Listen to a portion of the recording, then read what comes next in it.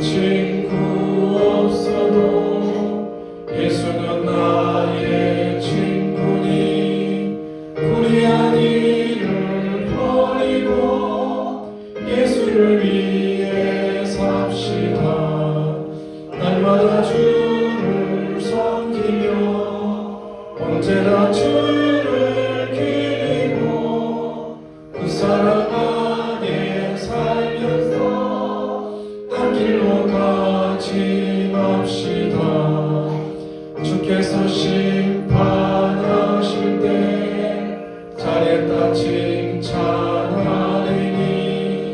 이러한 상급 받도록 예수를 위해 삽시다. 날마다 주를 섬기며 언제나 주를 기리고 그 사랑 안에 살면서 한 길로 가지 맙시다. 하나님 말씀 보겠습니다. 욥기 12장 1절부터 12절까지 말씀을 우리 한 절씩 교독을 하도록 하겠습니다. 욥기 12장 1절부터 12절까지 말씀입니다. 욥기 12장 1절부터 12절까지 말씀을 한 절씩 교독하겠습니다. 욥이 대답하여 이르되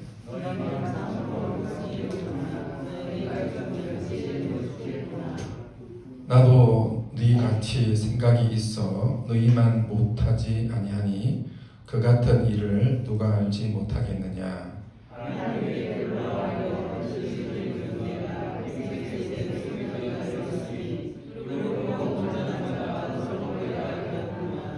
평안한 자의 마음은 재앙을 멸시하나 재앙이 실족하는 자를 기다리는구나.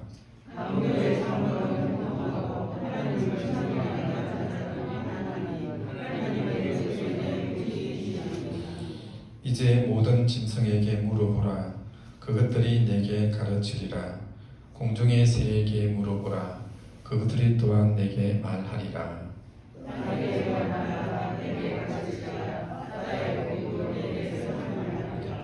이것들 중에 어느 것이 여호와의 손이 이를 행하신 줄을 알지 못하랴.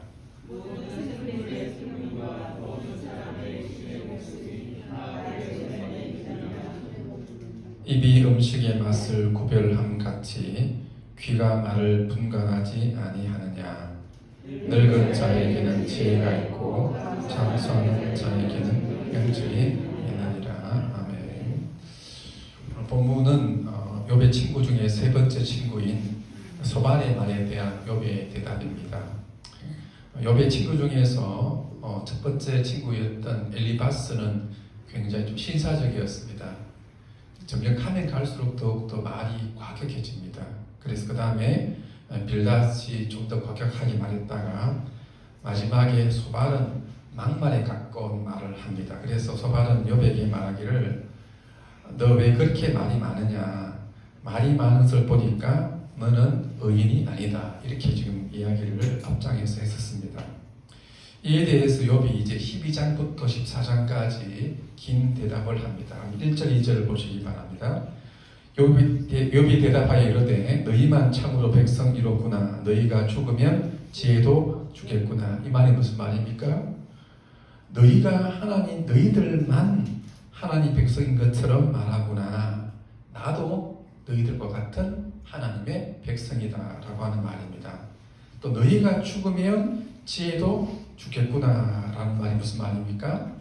너희들만 지혜가 있는 줄로 아느냐. 그래서 너희가 죽으면 세상에 지혜도 죽는 것처럼 말하구나. 친구들아, 이 세상에서 너희만 지혜롭고 너희만 똑똑한 것이 아니다 라고 지금 욥이 대답을 하고 있습니다. 그럼 3절을 보시기 바랍니다. 나도 너희 같이 생각이 있어 너희만 못하지 아니하니 그 같은 일을 누가 알지 못하겠느냐라고 말을 합니다. 즉 나도 너희 같은 생각이 있어 너희만 못하겠느냐라고 말하고 있는데 무슨 생각이 있다 말하겠습니까? 이 세상에서 악인이 벌을 받고 의인이 잘 된다는 생각입니다. 이런 생각은 너희만 못하지 않게 나도 잘 알고 있고 그 같은 일을 누가 알지 못하겠느냐라고 말합니다. 그러면서 이 4절에서 중요한 이야기를 합니다. 4절을 같이 읽어보겠습니다. 시작.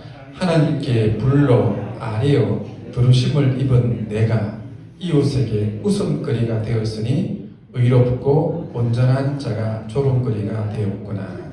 보세요. 여러분 지금 욥은 자신에 대해서 어떤 자라고 말하고 있습니까? 나는 누구냐면 하나님께 불러 아뢰어 들으심을 입은 자다라고 말을 합니다. 이것은 놀라운 욥의 자아상입니다. 욥의 형편이 어떠합니까? 욥은 한순간에 모든 재산과 자녀를 다 잃어버렸습니다. 몸도 완전히 망가져 있습니다. 밤에 잠도 잘 못 잡니다. 그리고 그 이웃 사람들에게는 비웃음거리가 되어주고 조롱거리가 되었습니다. 심지어는 친구들은 이 모든 것이 너의 죄 때문이다라고 말합니다. 그러니까 친구들은 현재 눈에 보이는 것만 가지고 욥을 판단하고 있습니다. 그래서 너는 죄인이다 라고 말을 합니다. 그렇지만 그런 가운데서도 욥은 자신에 대해서 어떻게 말을 합니까? 내가 누구인 줄 아느냐? 너희들만 하나님의 백성이 아니고 나도 하나님의 백성이다 라고 지금 말을 하고 있습니다. 또 내가 누구인 줄 아느냐? 나는 하나님께 기도하면 하나님께서 내 기도를 들으시는 자다 라고 지금 그렇게 이야기를 하고 있습니다. 얼마나 놀라운 자아상입니까? 우리가 많은 사람들이 보면요, 세상 사람들은 우리의 겉모습만 가지고 우리를 판단합니다. 우리가 처해지는 상황만 가지고 우리를 판단합니다. 그러나 여러분들 중요한 것은 무엇입니까? 이 세상 사람들이 우리에 대해서 어떻게 말을 하고 어떻게 평가한다 할지라도 우리는 누구라고 말해야 됩니까? 따릅시다. 그래도 나는 하나님의 백성이다. 하나님께서 내가 아뢰면 들으시는 분이시다. 나는 하나님께 아뢰어 들으심을 받는 자다. 내가 기도하며 하나님 들으시는 자다. 나는 적어도 그런 자다라고 지금 그렇게 이야기를 하고 있습니다. 그래서 여러분들 이번 주간에 저 경찰서 예배를 갔었거든요. 강의가 끝나고 난 다음에 어떤 경찰관이 제게 이런 말을 하더라고요. 작년에 예배 가운데서 했던 말 중에서 가장 자기가 인상적인 말이 어떤 말이냐 하면은, 목사님 사람 평가에 대해서 여전히 하지 말라는 그 말씀이 자기한테는 굉장히 많이 위로가 되었다는 거예요. 그래서 제가 그때 어떤 그 교수님 설명하면서 제가 종이를 던져가면서 한번 설명했던 적이 있습니다. 보세요. 사람의 평가는 뭐냐 하면 이 종이와 같다는 것입니다. 그러니까 굉장한 줄 모르지만 날아가 버리면 바람 따라서 사라져 버린다는 거예요. 그래서 제가 볼 때 그 경찰관도 보니까 아마 경찰관이 우리가 볼 때는 안정적인 직업 같지만은 또 그래도 사람들에게 평가를 받는 것 같아요. 제가 알기로도 그분이 보니까 만년 그 자리에 이분을 보니까 성진도 안 되고 보니까 항상 만년 그 과장 자리에 계속 있더라고요. 보니까. 그러니까 나름대로 스트레스를 받는 것 같아요. 그래서 제가 그냥 사람 평가는 종이와 같다고 바람과 같다고 아무것도 아니라고, 사람들이 누가 내게 말 안 들을지라도 여러분들 나는 하나님의 백성이라고 분명히 말해줄 수 있는 우리가 되기를 바랍니다. 내 모습이 비록 힘들고 어렵지만은 나는 하나님께 아뢰어 들으심을 받는 자다. 그렇게 말해줄 수 있기를 바랍니다. 한번 다 같이 그렇게 한번 큰 소리로 같이 한번 해봅시다. 나는 하나님께 아뢰어 들으심을 받는 받는 자다. 그것을 기억하시고 하나님께 그렇게 기도할 수 있기를 바랍니다. 또 5절을 보시기 바랍니다. 평안한 자의 마음은 재앙을 멸시하나 재앙이 실족하는 자를 기다리는구나 라고 말합니다. 즉 너희가 지금 아무 일도 없이 평안하구나. 그래서 너희에게는 이런 재앙이 없을 것 같으냐? 그래서 이 재앙을 멸시하고 무시하느냐? 그러나 이 재앙이 너희들에게도 얼마든지 있을 수가 있다. 그래서 그 재앙이 너희를 기다리고 있구나라고 말을 합니다. 6절을 보시기 바랍니다. 강도의 장막은 형통하고 하나님을 진노하게 하는 자는 평안하니 하나님이 그의 손에 후히 주심이니라. 너희들은 무조건 의인은 형통하고 악인은 벌을 받는다 하지만 현실은 그렇지 않다. 그래서 강도의 집이 완전히 망할 것 같지만 아무 일이 없이 형통할 수도 있다. 하나님을 진노하게 하는 자가 벌을 받는다 하지만 현실에서는 얼마든지 평안할 수도 있다. 심지어는 현실을 보면은 하나님을 진노하게 하는 자도 하나님께서 그의 손에 좋은 것을 후하게 주시는 경우도 있다라고 지금 욥이 말을 하고 있습니다. 그리고 7절 8절을 보시기 바랍니다. 이제 모든 짐승에게 물어보라. 그것들이 내게 가르치리라. 공중의 새에게 물어보라. 그것들이 또한 내게 말하리라. 땅에게 말하라. 내게 가르치리라. 바다의 고기도 내게 설명하리라. 모든 짐승에게 물어보라는 것입니다. 공중의 새에게 물어보라는 것입니다. 그러면 이 세상의 모든 짐승들도 너희에게 가르칠 것이다 라고 말합니다. 뭐를 가르친다는 말입니까? 9절을 같이 읽어보겠습니다. 9절부터 시작. 이것들 중에 어느 것이 여호와의 손이 이를 행하신 줄을 알지 못하냐.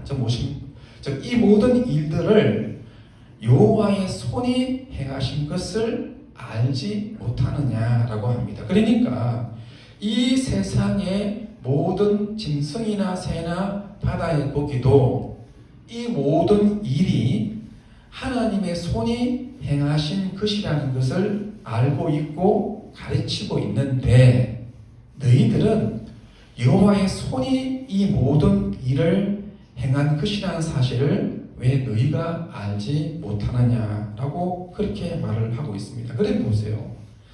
하나님의 손이 행하신 이 모든 일은 무슨 일이겠습니까? 그것은 악인이 형통하고 의인이 고난받는 일입니다.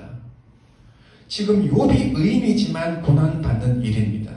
즉 그 모든 일들도 다 여호와의 손이 행하신 일이라고 그렇게 지금 말을 하고 있습니다. 그럼 우리는 이런 의문을 가질 수 있습니다. 악인이 형통하게 되는 것도 여호와의 손이 행하신 일이라면 하나님께서는 악을 또는 악인을 도와주는 분이 아니신가라고 하는 것입니다. 또 의인이 고난받는 것이 여호와의 손이 행하신 일이라면 하나님께서 의인과 함께하지 않는 것이 아닌가라고 하는 의문을 우리가 품을 수 있습니다. 그런데 여러분 보세요. 여기서 중요한 말이 무슨 말인 줄 아십니까? 모든 것이 다 주님의 손 안에 있다는 것입니다. 그래서 악인의 형통함도 하나님의 손에 있습니다. 그래서 악인의 형통함도 주님의 손 안에 있다는 것은 무슨 말입니까? 하나님께서 악인을 잠시 형통하게 하셨지만 결국 하나님의 손 안에 있는 악인을 하나님께서는 반드시 심판하신다는 뜻을 가지고 있습니다. 마찬가지로 의인의 고난도 하나님의 손 안에 있다는 것입니다. 그래서 의인의 고난도 하나님의 손 안에 있기 때문에 하나님께서는 의인에게 잠시 고난을 주시지만 결국 하나님의 손 안에 있는 의인은 하나님께서 반드시 잘되게 하신다는 것입니다. 그래서 10절을 다 같이 읽어보겠습니다. 시작. 모든 생물의 생명과 모든 사람의 육신의 목숨이 다 그의 손에 있느니라. 이렇게 모든 생물과 사람의 목숨까지도 하나님의 손에 있기 때문에 이 땅을 살아가는 우리 모든 삶이 누구의 손에 있다는 것입니까? 하나님의 손에 있다는 것입니다. 그래서 악인의 형통함도 하나님의 손에 있기 때문에 하나님께서는 반드시 악인은 심판하십니다. 의인의 고난도 다 하나님의 손에 있기 때문에 하나님께서는 하나님의 손안에 있는 의인은 반드시 복을 받게 하신다는 사실을 분명히 믿을 수 있기를 바랍니다. 자, 그럼 보세요. 그러면 이 모든 것이 다 하나님의 손에 있기 때문에 하나님의 손 안에 있는 악인은 반드시 심판을 받고 하나님의 손 안에 있는 의인은 복을 받게 된다는 것을 이 땅에서 우리는 언제 어떻게 알 수가 있겠습니까? 그것이 12절입니다. 12절을 다 같이 읽어보겠습니다. 시작.